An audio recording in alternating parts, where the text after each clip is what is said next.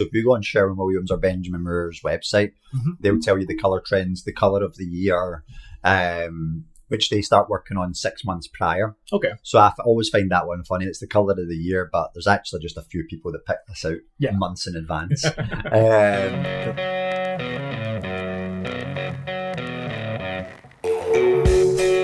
Hello, everyone. Welcome to Bamboo, Vancouver's property management and investment podcast. This week, I'm sitting with Stuart from Pedigree Painting. We're going to go over the ins and outs of painting and pretty much how to do it and how to pick it and all that stuff. We're going to pick your brain, man. Love it. But before we get into that, like, when did you start painting? Like, why painting?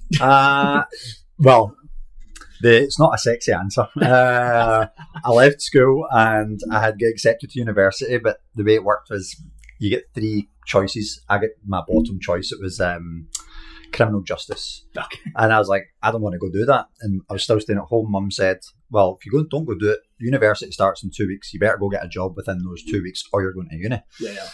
So I went out and I found a roofing job and a painting job, and I phoned my mate who had done both, and I said, which one did I take? And he's like, well, you don't like the cold, so we'll do the painting one because that's inside in the winter. Right. And that is literally, I thought, well, that would be it. The thing about Scotland though is to get a painting job you have to be an apprentice, so you have to get approved for an apprenticeship programme to then send you to school for 4 years. Oh really? Yeah, so a company has to then pay for you to go to school. So I managed to get that, and then that was kind of it. 4 years, and then that just took me on this tangent of painting, and then I've done it over 3 continents, and here I am in Canada. Yeah, because over here you can just kind of pick up. I'm going to do painting now, and here's my brush and bucket. Right? Exactly, bucket and a brush, right? Chucking a truck, and that's what actually probably has kept me passionate about it. Yeah, since I got here, because it can be a tedious industry when you're actually doing it, but once you get out of the day to day and you're running a business and you realise how underserved people are, that's what really drives me. And how underappreciated painters can be. Yeah. Right? I remember when in Australia, sitting on a bus after work, and I had my painter's pants on. Yeah. People wouldn't sit next to me because I was in the business district. And I tried it, and I changed into jeans after finishing work, and people would sit next to me. I guess maybe they were worried about getting paint on them? Yeah, I don't know. Maybe I didn't have deodorant on that day or something. I don't know.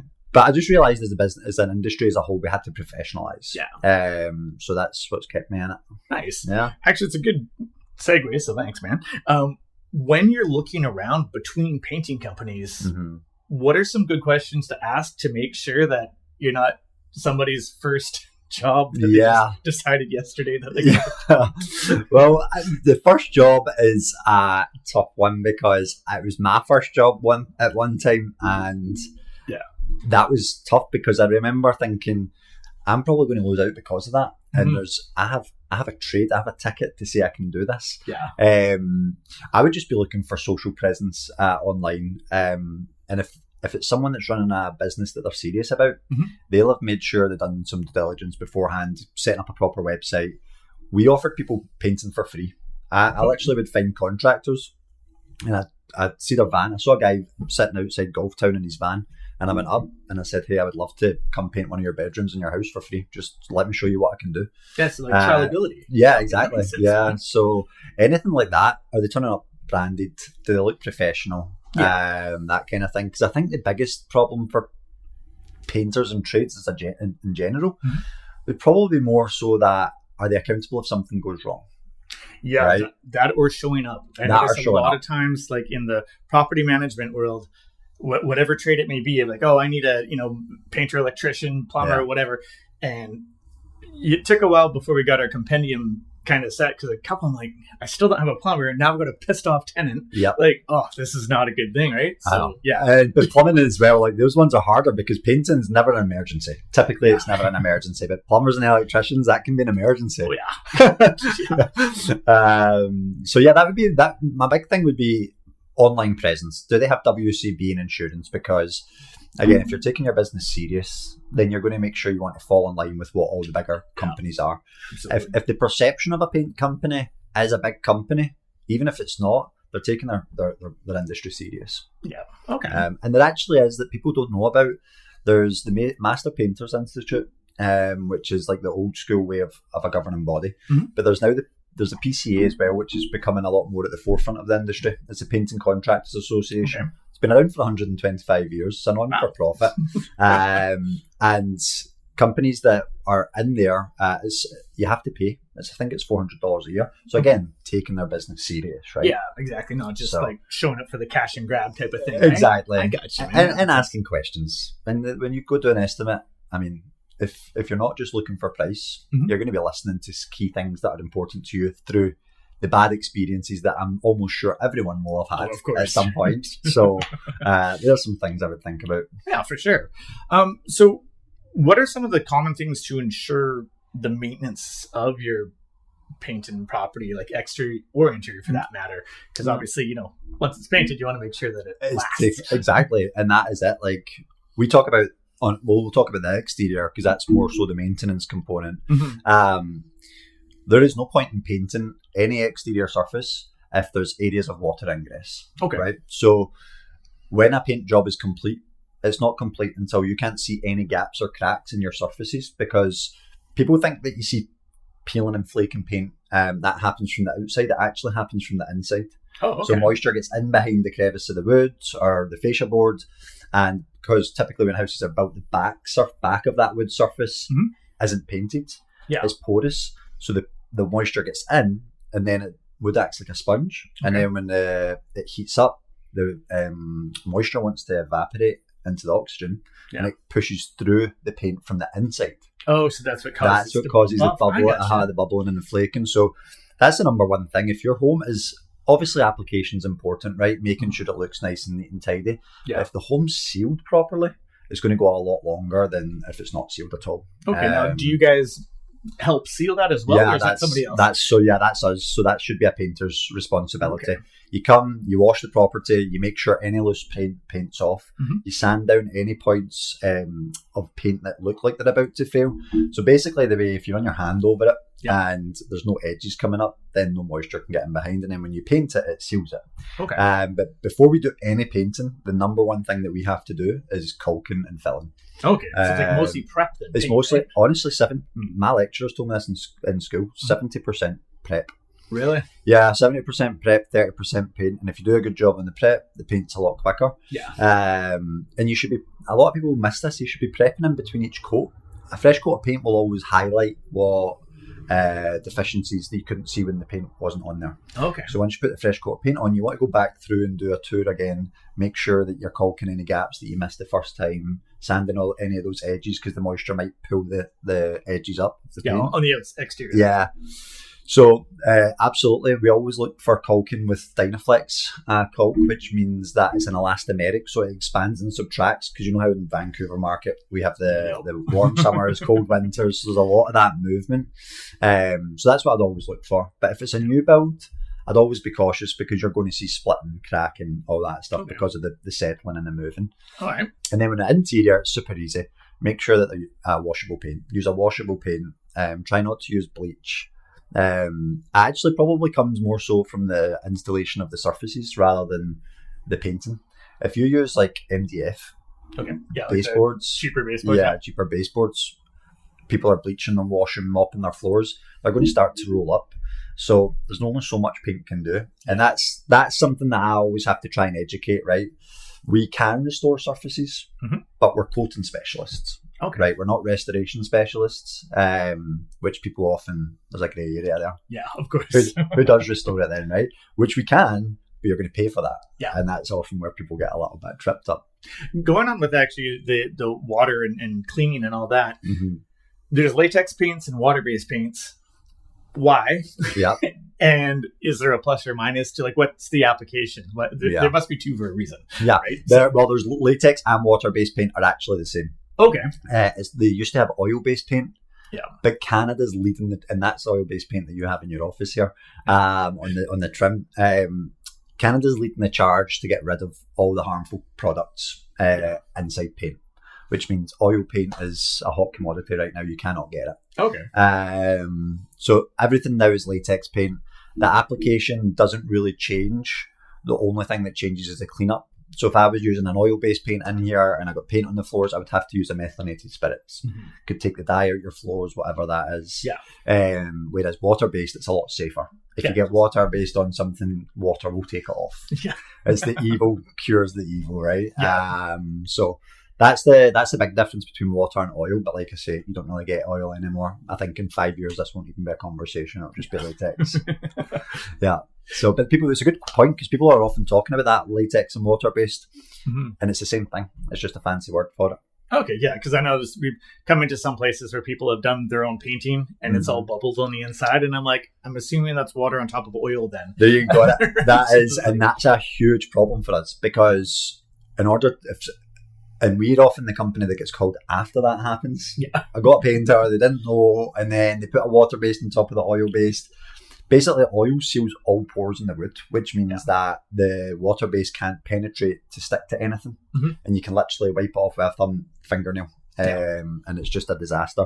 So we have to we use Festool systems, which are HEPA filter vacuum sanding machines, contain 95% of the dust, but the real benefit is, well, from a production standpoint, is that you can machine sand all the surfaces. Your shoulders aren't getting sore, so you're getting that even sanding. Once you can sand, you need to basically sand the water base off, and then the oil base you need to sand until there's no more sheen left. If you leave like a toonie size amount of sheen, then that part is going to fail. And if that part fails, now it only takes the smallest piece of that trim or whatever that surface is to fail, and the whole thing can fail. So know what you're painting before. Know what you're painting. And you can always tell by the level of sheen. Or if you really wipe your hand over it and it's really, really, really glossy to touch, it's oil-based. And make sure that before the new coat of paint goes on, or primer, that it's all sheen is gone. You can't see anything. Now, do you guys also paint like kitchen cupboard doors and stuff like that? Because that's usually like that plastic and whatnot. That's a whole other headache. It's a whole other headache, and we don't do that. We don't do much of it. There is other companies that specialize in that. They'll take your doors away and they'll bake them and things like that. Some really good companies too that do that, and we kind of leave that to them. But for customers that are returning, because they understand they're returning for us probably because of the service that we've provided, we'll always take care of them and their kitchen cabinets. What we use on those products is we use a Benjamin Moore product called Fresh Start. Fresh Start essentially will go on top of anything. It can go on top of plastic. You could paint on top of glass now. And it will stick. Like that old trim clad paint over the rust type of right? High bonding primer will go so far. Again, you need to make sure that there's the right amount of sanding for adhesion. But that's what to do in kitchen cabinets or any tile's another one. People are fed up with their fireplace quite often, and they'll get a new insert, but then they don't want to do the new mantle and the new tiles, so they'll just paint it all white to match. And again, we can't sand to make them coarse, so we put the Fresh Start on and then we apply on top of that.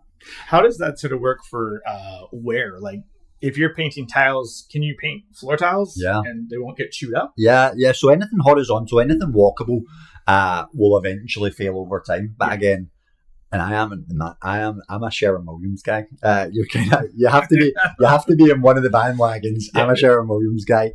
But Benjamin Moore, I have a great product called Benjamin Moore Command. And basically we used it in a property in North Vancouver, right on the waterfront there, and they wanted the metal handrails, the concrete ceilings, the concrete floors, the fiberglass doors, all of these things painted with the one product, and Benjamin Moore Command does that. You can paint on anything. In durability, we offer a 5-year warranty on anything that we do, apart from a walkable surface. So your tiles that you're walking on, outside stairs, that kind of thing, especially if moisture is going to get to it. So but that's there's products now to kind of combat any issue.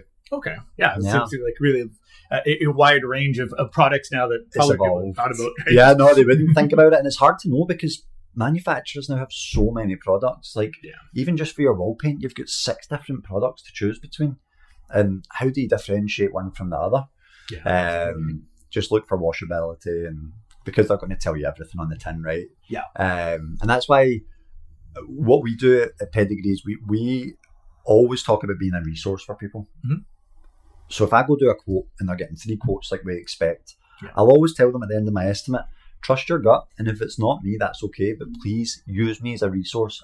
I'm happy to even review other people's quotes. If you have one question regarding the 2 other quotes that you got that you're choosing between and it's not me, I'll still answer that. Well, that's helpful. Yeah, well, because how are you meant to know as the homeowner, right? And our whole thing is we're targeting people that are time poor, right? Because in Vancouver and the Lower Mainland, we're all super busy. We're at absolute capacity all the time, it feels like.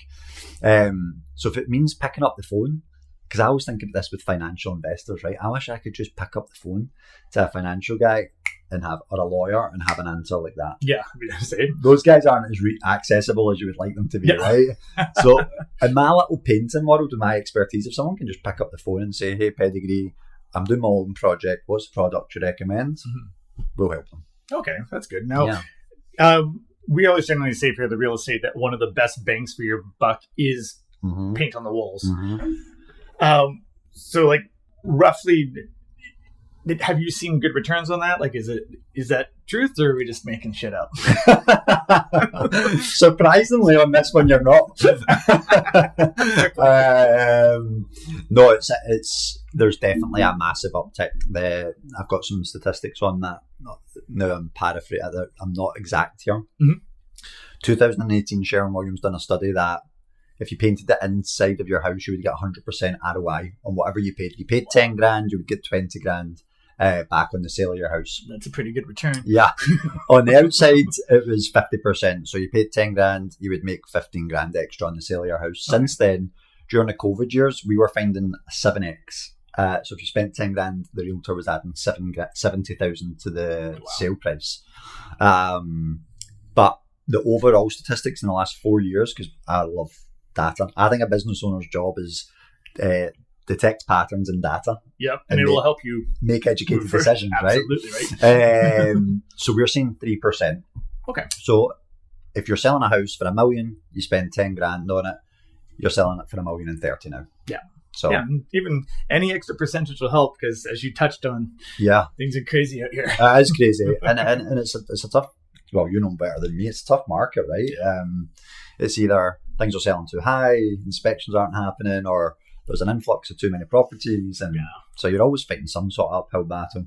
So if you've got 2 neighbours and one's freshly painted, because actually on that point as well, like, and again, you know better than me, but I know what it was like when I was buying my house. Every last dollar I had was spent on the house. Yep. And I was very strategical in making sure I only purchased something within 4x of my annual income, right? A lot of people overextend that to 7 and take the full loan amount. They have nothing left. Yeah. So you need to maybe, if you're selling a property or if you're painting a property, whatever it is, you need to make sure that that property is move-in ready.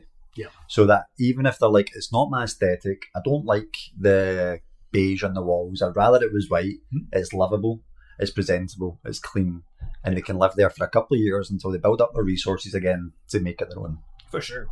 Now, as far as like doing a quick like once over paint job, we in the rental side call it a freshen up, like color on color. Yeah. Just make it look good again. You know, maybe get rid of the scuffs that people bump into things. We understand that's going to happen. But obviously for the next tenant coming in, we usually try to do it between, not rough and dirty, but, you know, between every second or third tenant or every 5 years, give or take. But what would like the turnaround on that be, say, for a 1-bedroom apartment? Yeah, so when we do turnarounds for rentals, it's a day. A day, wow. Yeah, so again, we send 3 painters in for a day because of time's money in that. Somebody moves out in the 1st, somebody's moving in the 15th. Yeah. They've got a bunch of other things to be getting done. I always recommend have us come in towards the very end. Have the cleaners come in first before we come in. Okay. Because we do a full clean before we leave. Okay, that's really good. one of the things. So the way it works for Pedigree anyway is that we don't invoice until you've signed off saying you're happy with like these 6 checkboxes, right? So, and cleanliness is one of them. So we don't invoice until that point. So we make sure it's done properly. And I always have us come in last because there's something about walking into a freshly painted place. Yeah. It just feels like new and it makes it feel like your own. So yeah, I would say a day. What's common now in rentals is that they're painting the walls and the trim kind of eggshell, all the same. Yeah. Which makes sense because products are all washable now anyway. Yeah. But if it's been a while, like let's say it's not been the 5 years and it's been 10 years, I say just bite the bullet a little bit on this one. Do the 2 coats, because then we can guarantee washability. So if they are washing the walls and it smudges, and the property manager like yourself calls us up and say, hey, you need to go back to that unit. Yeah. Not ideal, obviously, but we wouldn't be putting warranty on things if we thought that was going to happen, right? Yeah, absolutely. So it's just probably going to stand the test of time. And then that way you can put in the agreements, hey, if something happens to the walls, clean them, right? Because it's a cleanable product, because people don't know that. Yeah, a lot of people don't know that. And now with cleaning it, just soap and water? Like just water. Just water.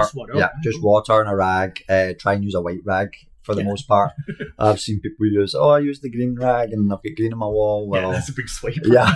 I don't have control over what the people manufacturing the green rags do. So white's perfect. Okay. And the other thing people use a lot is magic erasers. They're no good for the surfaces that you're... Because they kind of take a bit off. Yeah, right? exactly. Yeah, because I've seen some people try to do that and then it goes too far through, and now I'm looking at gypsum. Yeah, yeah, and that's another good point. Just softly wash it. Like, I'm guilty of this. Like, my wife laughs at me because I'm so impatient. So I'm like, scrub.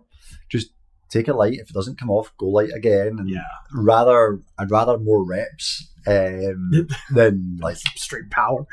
Exactly. Yeah. But no, that would be the big thing I would say for rentals is try and get a washable product on there as quickly as possible. Now, is there a difference in the price between the washable product and not? Like, no, it's not really. No, I guess there would be if, again, speaking on behalf of Pedigree only, we don't use any entry level products. Okay. We have such great paint manufacturers. When you start spending a lot of money at these places, you get really good discounts. So what you would go buy the entry level product for, I'll get the top of the line for. Okay. Right. So just straight numbers. Just straight figures. Yeah. I gotcha. Yeah. Volume. So I don't ever. In fact, I don't even know if I would do a job if they said I want the cheapest paint on here. Yeah. Because I know that, again, we're talking about elevating the trade and the industry and the experience. Yeah. That's not doing it. Yeah, because then you're going to end up looking like the jackass. Yeah, there's that cheap Scottish guy. Don't put out stereotypes, man. He's probably drunk in the way here. Now, actually, with you're talking about the surfaces and that, there's a growing trend. It's been around for a while, but people hate these textured ceilings and popcorn ceiling. Do you guys remove them? Yeah. Okay. That's because that's a hell of a job. That is a tough job, and that's again that's probably why we invested those Festool machines. Painters are lucky our machinery is so little, but these ones are $3,500, which for paint companies are like, ugh. But because we do so much of that, I think it's like 40% of our business right now. Yeah, everybody's removing. Like every time that I show any of a younger generation as a client, like, ugh, popcorn ceiling, like those aren't popcorn, those are textured. Yeah. They're not that bad. They're not that bad. They hate them. Yep. Absolutely hate them. Yep. And that's why they're good when they're not painted, because they just fall off. But when they're sealed and they're painted, then that can cause some issues. But yeah, we do it. It's labour intensive. So people often get a bit of sticker shock when it comes to it. Absolutely. We just done you know what I don't like about a lot of podcasts you listen to? They don't give you numbers and statistics, and I'm like, well, what does that mean, right? So we just done an 800 square foot condo there, and it was $4,500 to remove the texture. Okay. Whereas to paint the whole condo was under $4,500, top to bottom.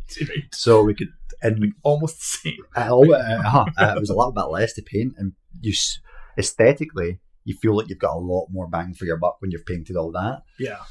But once it's done, right? It's just which homeowner is going to bite the bullet and do it. And we done it in my house, and I haven't looked back, because most people now lie on the sofa for a couple hours at night, right? You're looking up at the ceiling. And I think it just makes a huge difference. Because the other thing as well now is it's becoming popular to paint your ceiling different colours than white. Yeah, but I mean, there's always weird trends like that. Like, how long is that going to last? And then you'd be hella dated, right? Yeah. You're like, navy blue ceiling, great. That's another great point. I love to point that out to people. Don't fall into that trend bracket, because in 2 years, that trend's going to be forgotten about. Oh, yeah, absolutely. I mean, I think it was probably, probably 2018-ish, and they were coming out with appliances that were fire engine red and radiant pink, and like, these aren't going to last, guys. Come on now. Like, you walk into a place now and I'm like, I know who you are. Yeah. Right? That's right. Yeah. So, we done that recently with kettle, and I think after a month, I'm like, I hate this colour of kettle. Right. Yeah, it's just something minute. Yeah. Imagine painting your whole ceiling like that. Oh, yeah. So stick with the basics, I guess. Stick with the takeaway, basics, right? yeah. Now, with that being said, with trends and stuff like that, I mean, painting walls different colors there are trends. Like for a long time, it was the builder's beige and white. And then it's, I guess we call it millennial gray now because everything is gray and white. Are there trends currently coming up that you're seeing? And also, how do you find those trends? Like, yeah, the manufacturers have great tools on that. So if you go on Sherwin-Williams or Benjamin Moor's website, they'll tell you the colour trends, the colour of the year, which they start working on 6 months prior. Okay. So I always find that one funny. It's the colour of the year, but there's actually just a few people that pick this out months in advance. But they're always nice colours. What we're seeing a lot coming back is a lot of Victorian styled colours. So your mustards, things like that are coming back. You're seeing a lot of pastels as well, especially for bedrooms. Yeah, I know. Hate pastels. It's hard. The 80s are coming back. I know. I remember they go green shaggy carpets and things like that.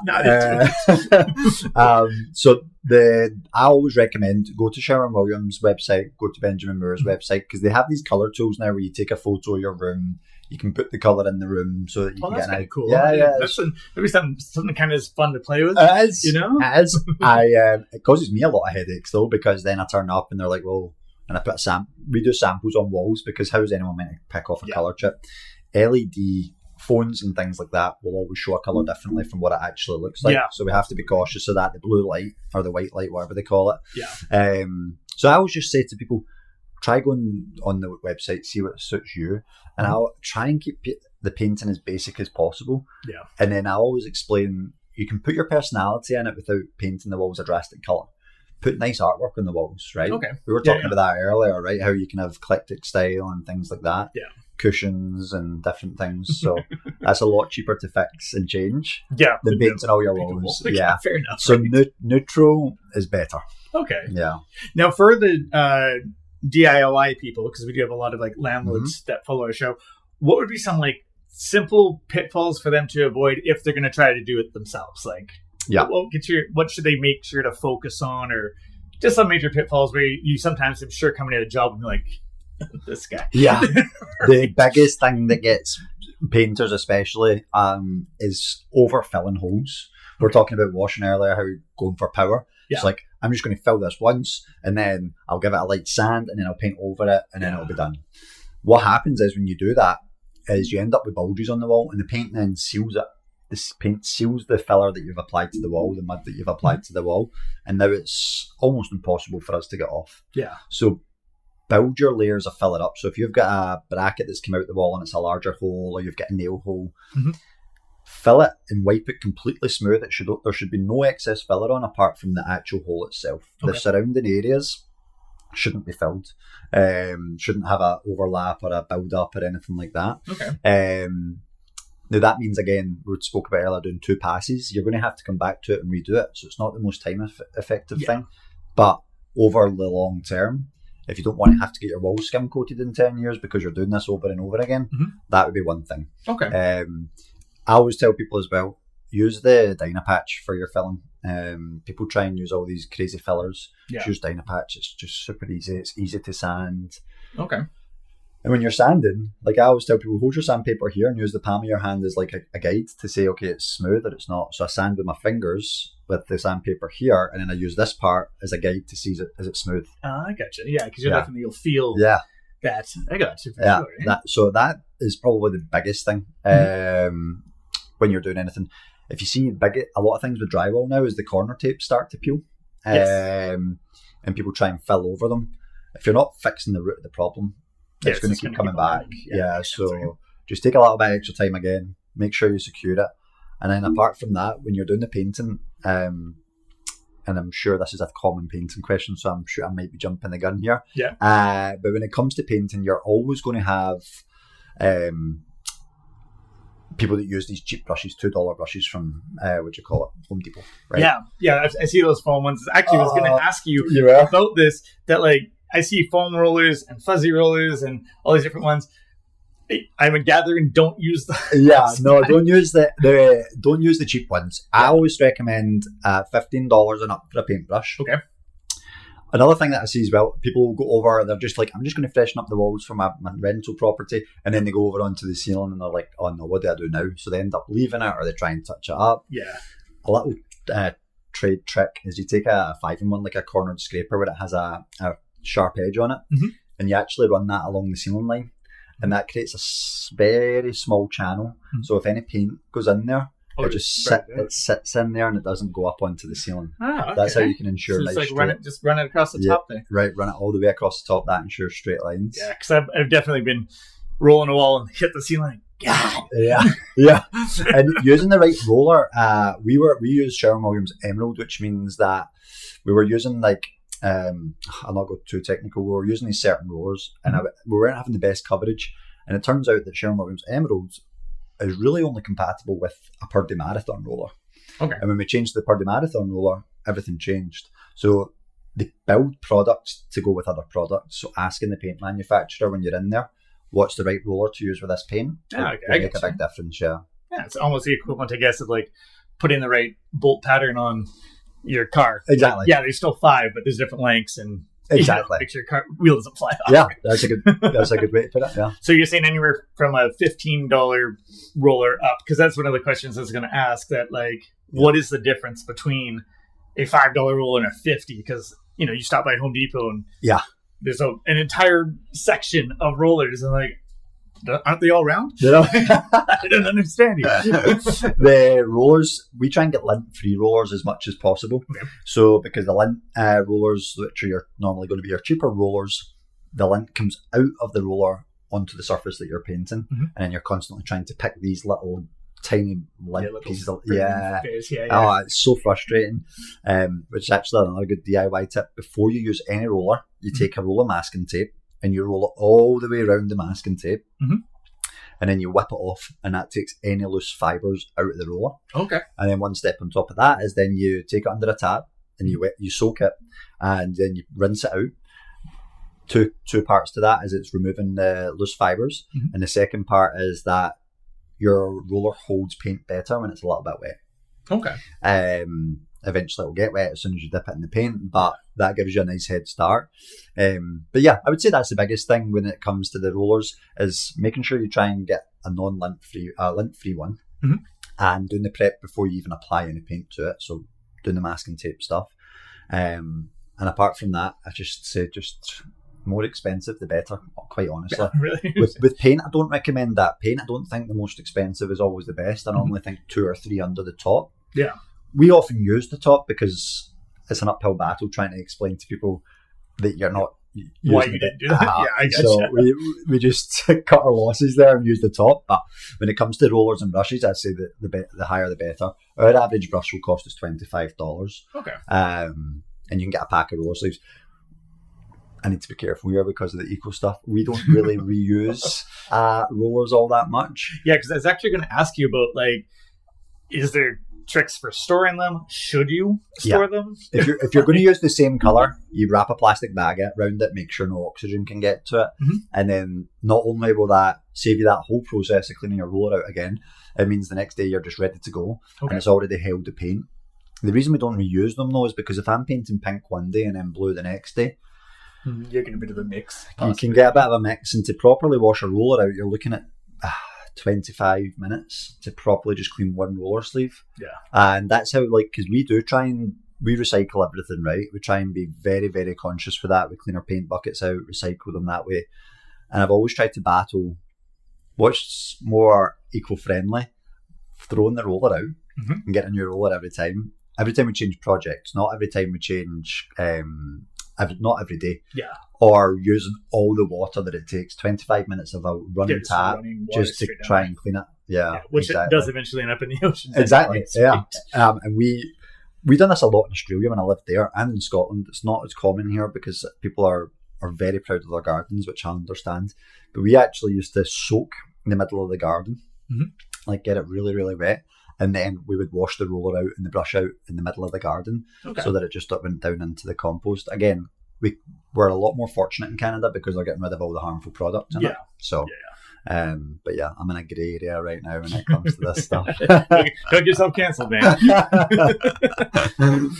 Now, did touch briefly on costs, and obviously you can't speak for every other one, but like a ballpark figure, since obviously you've had to put in bids and things, and I'm sure you've seen other people's bids. What would be a reasonable price range for painting, would you suggest? Yeah. Just so like I know that sometimes I see some of the quotes that have come in from landlords and I'm like, I'm in the wrong business. I should be painting because that's a lot of money for putting color on a wall. Yeah. Right. Remember, 70% prep, 30% paint. It's a tough one. It's because there's so many variables. Painting is a lot easier though than texture repair or removal. To give you a ballpark. And I'm in a unique position because I work with 5 other paint companies, one in Kamloops, Chicago, Hawaii, Atlanta, Georgia. So I'm New York, upstate New York. And it's part of through this PC as well. I get a lot of data points, and it's hilarious because from New York to Atlanta, Georgia to Kamloops to here, there's no difference in pricing with these companies that we're talking about. Companies you can trust. Yeah. So we find that if you're painting your walls, we base everything off floor space because what homeowner is going to go around and measure all the walls? Yeah. But they probably have a rough idea of their floor space, right? $2.50 a square foot for walls, painting walls. $1.50 for painting trimming doors. Okay. And then $1 for painting ceilings. Okay. So you're always going to be in that $5 range if you're wanting to do a full repaint. Like the full room. BC box, Vancouver special, 1,900, 2,000 square feet. Is that right? Yep, about that, give or take. If you're doing a top to bottom repaint with all the proper prep and everything, it's going to be about $10,000. Okay, that's for the whole house. The whole house. Yeah. And then again, things will change. If it's one coat on the walls, the thing that people often go, well, one coat on the walls, if it was $250, then it's $125 now. Yeah. No, 70% in the prep. Yeah. Which means normally we take about 30% off. Again, these are all rough ballpark numbers, but it gives people a good idea of what to expect because it is a changing industry. I think people are shocked if they haven't painted in the last 10 years, what it costs now to paint. Yeah. Which I don't know what some painters might be like. It might put them off. It might make them feel a bit strange. But for me, I love it. When I see that shock, I'm like, we're doing something right because now we can pay people properly. Yeah. Living wage is a good thing. Yeah, exactly. And that's something that we make sure we always, like the affordable living wage that in Vancouver, I think it's 24 or something like that. Yeah. We make sure everybody's above that, right? Okay, that's good. So then you have people who actually want to come to work. Yeah, exactly. That helps out too, right? Exactly. We just offered one of our top supervisors a bonus system and he said, no, I just want more time to do the job properly. And not saying that he didn't do the job properly, but they care about their trade. Your painting project is the ego component of a renovation or anything, right? Because your family come in, they see a bad shoddy paint job, they're like, what have you just paid for? Yeah, absolutely. Plumbing can get hidden, electrical can get hidden. Yeah. We have to fix drywallers' deficiencies a lot of the time and things like that. Painting, you cannot hide from it. Yeah, so it's the first thing you see, right? Exactly. So when I first arrived in Canada 8 years ago, it was supervisors were getting paid $25 an hour. Now they're $38. Wow. Yeah, like it's an incredible jump.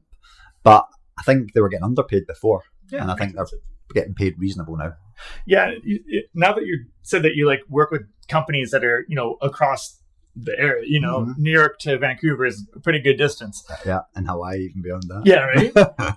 So with those trends and colors that we're talking about, are there differences per area? Yeah. And does the website take into account for that? No, but the stores do. Okay. So if you're in the prairies, your exterior color palettes are going to be entirely different from down here in the Lower Mainland. Yeah. So if you go into the store, you're not going to have to sift through which ones for me. They're going to be specific to your area. Okay. But that's definitely something to consider. We were speaking about New Brunswick and Nova Scotia earlier. Yeah. Totally different color schemes than here. Yeah, absolutely. They like bright. They like bright. And when it comes to exterior, you have to think about that because you have to also think about the amount of sun exposure you get. Yeah. With the sun exposure that we get here for 6 months of the year, these darker, deeper based colours are going to fade. And that's no good for anyone. Okay. Because once they start a red or a deep blue, once they start absorbing that sun, if there's not a good enough sheen on it, the sheen reflects the sun away. If you don't have a good enough sheen on it for your walls, it's going to absorb the heat. Yeah. And that's when it's going to start to fade. And then when it starts to fade, it's a bit weaker. and then we can have some issues. So, but the color palettes will change depending on where you are. Yeah, absolutely. Yeah, right? yeah. And so also just to talk, before we're talking about different types of paints and stuff like that, is there a specific paint more used for bathrooms? Because they obviously get a ton of moisture. Yep. So, I mean, I knew of one landlord who actually put marine paint on his wall because he was like, it's waterproof, obviously. Yeah. So there obviously is some sort of a specialized paint for bathrooms and yeah. kitchen, I imagine. Yeah. So every manufacturer will have their own. I'll speak for Sherwin-Williams in this case. It's called Sherwin-Williams Duration, and it has a humidity factor in it built into it.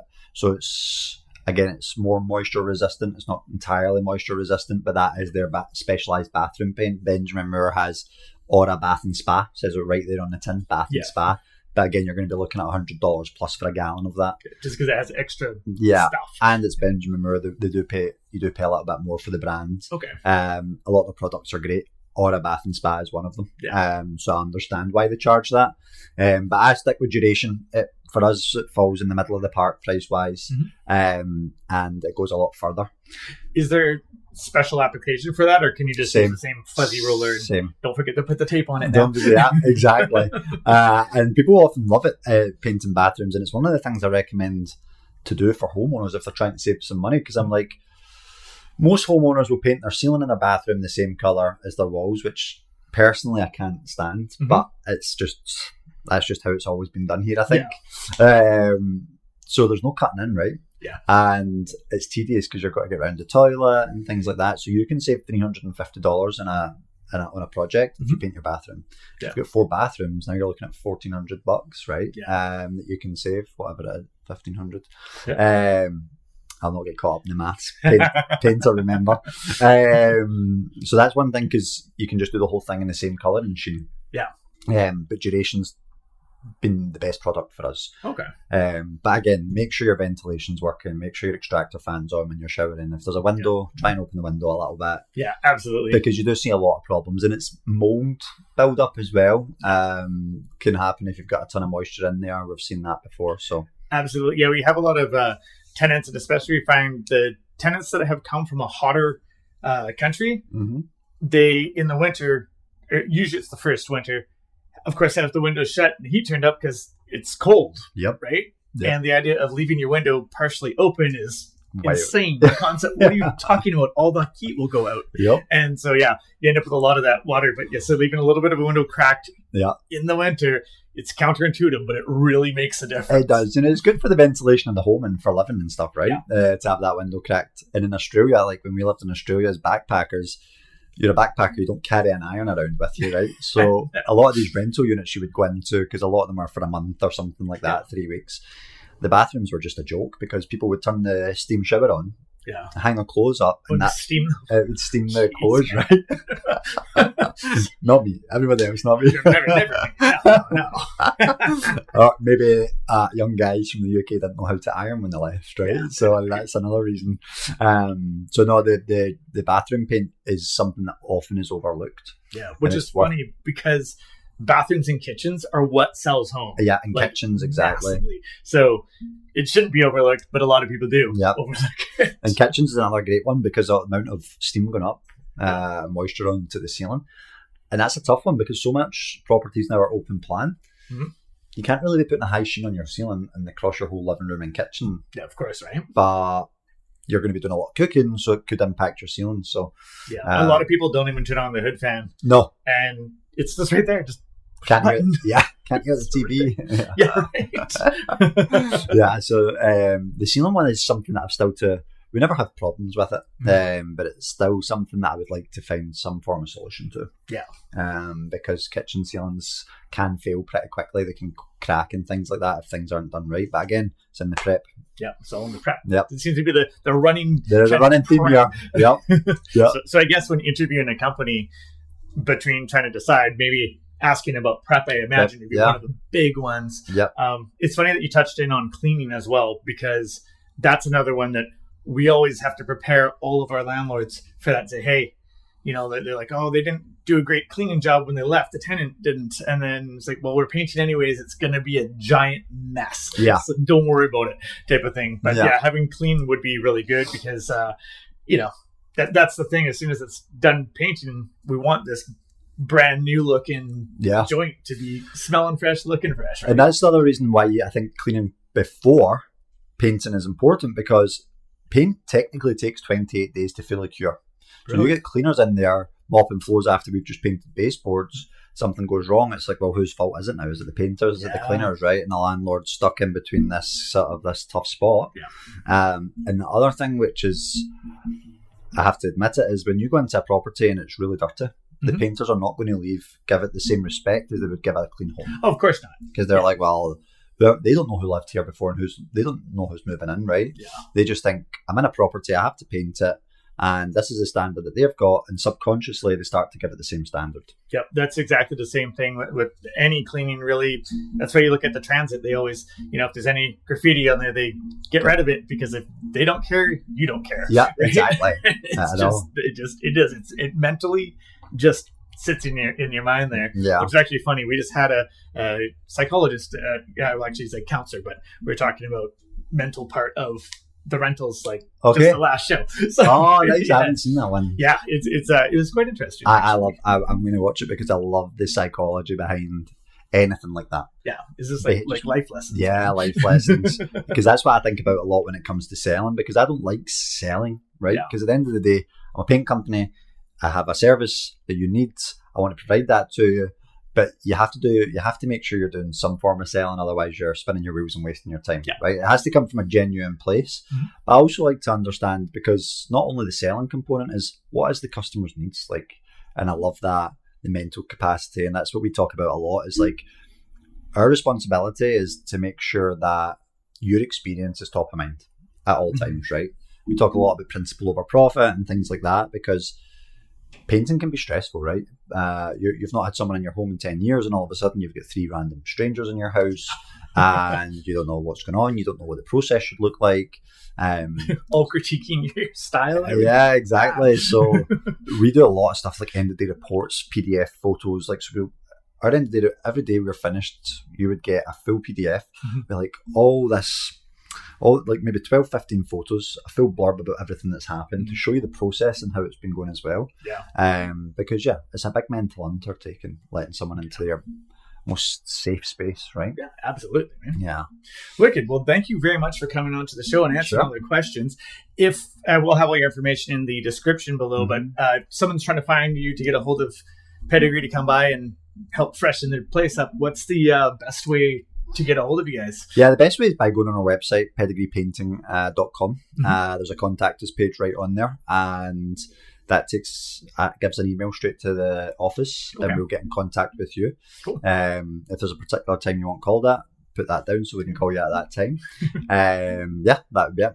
Awesome. Well, thank you very much for coming on the show. Pleasure. Thank you very much. If you've been listening for this long, much appreciated. This has been Bamboo, Vancouver's Property Management and Investment Podcast.